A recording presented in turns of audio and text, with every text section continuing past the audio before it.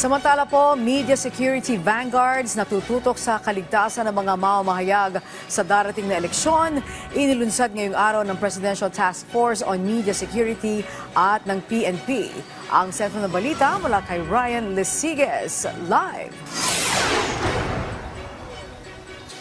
Angelique, para sa ating mga kababayan noon na madalas mabiktima ng fake news online, abay magandang balita dahil sinimulan na daw na makipag-usap ng Presidential Communications Office o PCO sa NBI at maging sa Meta para agad na ma-take down yung mga pages na madalas nagpapakalat ng fake news. Isa nga yan, Angelique, sa naging sentro kanina sa paglulunsad ng Media Security Vanguard na pinangunahan ni PCO Secretary Jay Ruiz.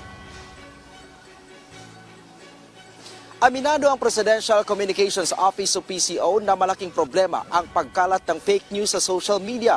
Sabi ni PCO Secretary Jay Ruiz na dahil sa fake news ay nagkakasiraan at nagkakaroon ng dibisyon. Dahil dito, nais niya na magkaroon ng code of conduct at training sa mga vlogger. Hindi daw kasi katulad ng traditional media ay wala silang pananagutan sakaling magkamali sa pagpapakalat ng impormasyon. Maliban dito, nais din ni Ruiz ng platform self-regulation sa social media. Kaugnay nito, nakipagdialogo na sila sa Meta para kontrolin ang pagkalat ng fake news.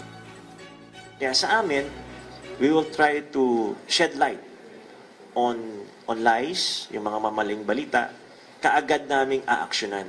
We're trying to come up with a framework na katulad din nito na kasama ang NBI, kasama ang PCO, na magkaroon ng kasama yung mga platforms, na magkaroon kami ng operational framework. How to take down right away yung mga fake news, especially if it concerns national security. Samantala, tiniyak naman ng administrasyon ni Pangulong Ferdinand R. Marcos Jr. ang patuloy na pangangalaga sa kapakanan ng mamamahayag sa bansa. Iginit ito ni Ruiz kasabay sa paglulunsad ng PTFOMS Media Security Vanguards. Kasabay nito, Angelique, ay pinagmalaki ng kalihim na simula noong 2024 hanggang sa kasalukuyan ay wala pang naitatalan na napapatay na miyembro ng media. Git pa ni Ruiz na isa itong malaking achievement sa bansa lalo pat noong 2008 kabilang ang Pilipinas sa worst country sa buong mundo para sa mga mamamahayag. Let us all shield our journalists so they can continue their work as messengers of the news and vessels of public opinion. They are a vital force in our democracy. Their voices and their views must be protected. That will ensure that we will continue to have a democracy in this land we all love. Angelique, ngayong araw nga muling binuhay ng Presidential Task Force on Media Security at Philippine National Police ang Media Security Vanguards na tututok sa kaligtasan ng mga mamamahayag sa darating na halalan.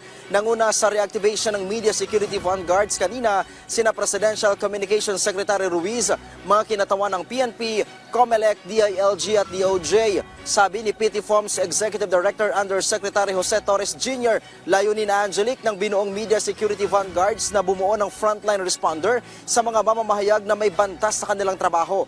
Magkakaroon umano ng ang PTFOMS PNP Media Vanguard ng specialized team na tutugon sa mga insidente na kinasasangkutan ng mga media personnel. Sa pamamagitan nito, Angelique, mas bibilis ang pagtutulungan sa mga ahensya ng gobyerno na magreresulta sa mas mabilis na pagresolba sa mga insidente.